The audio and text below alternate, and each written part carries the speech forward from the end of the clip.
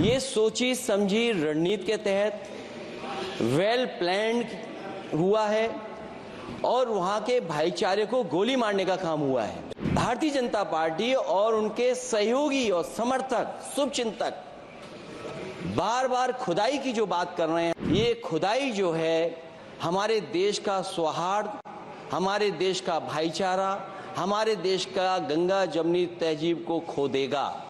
ये लड़ाई दिल्ली और लखनऊ की है। शून्यकाल से अखिलेश यादव जी। मैं धन्यवाद देना चाहता हूं अध्यक्ष महोदय आपका।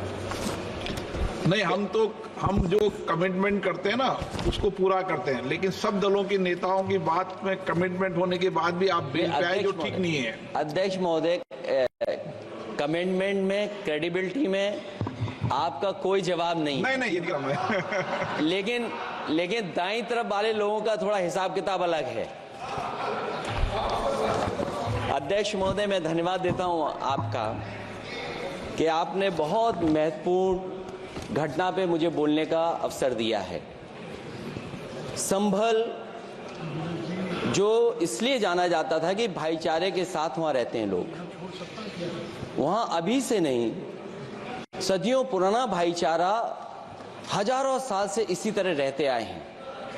लेकिन अचानक ये जो घटना हुई है, ये सोची समझी रणनीति के तहत वेल प्लान्ड हुआ है और वहां के भाईचारे को गोली मारने का काम हुआ है। जो घटना हुई है वो सोची समझी साजिश है। वहां जो खुदाई की बात लगातार अध्यक्ष महोदय देश में कोने कोने पर भारतीय जनता पार्टी और उनके सहयोगी और समर्थक शुभचिंतक बार बार खुदाई की जो बात कर रहे हैं अध्यक्ष महोदय, ये खुदाई जो है हमारे देश का सौहार्द, हमारे देश का भाईचारा, हमारे देश का गंगा जमनी तहजीब को खो देगा।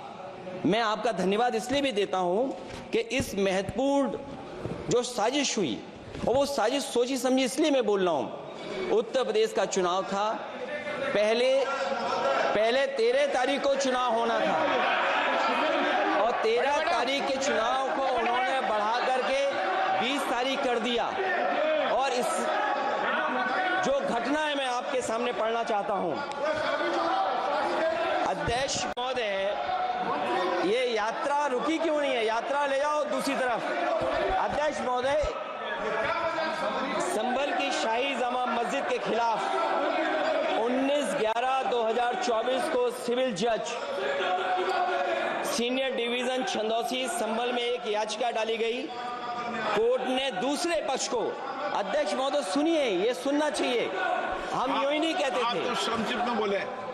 अध्यक्ष महोदय, हम यूं ही नहीं कहते थे कि संविधान ये मानती नहीं सरकार।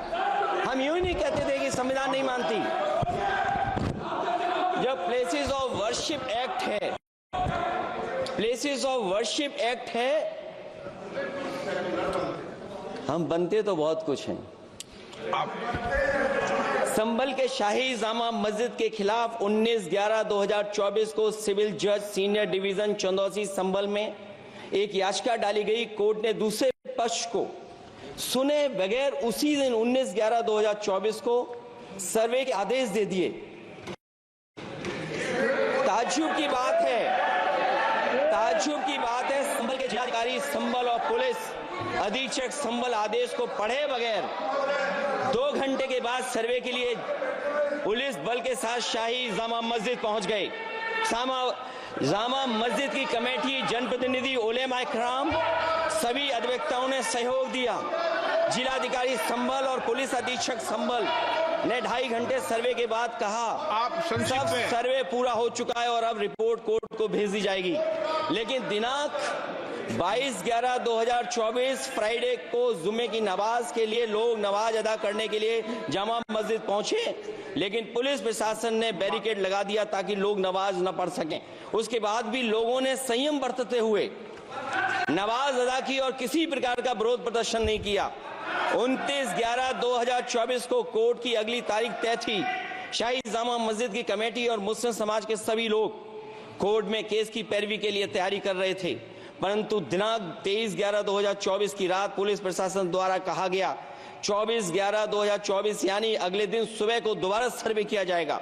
शाही जामा मस्जिद कमेटी और अधिवक्ता ने कहा कि इस सर्वे तो मुकम्मल हो चुका है, अब दूसरे सर्वे की क्या आवश्यकता है।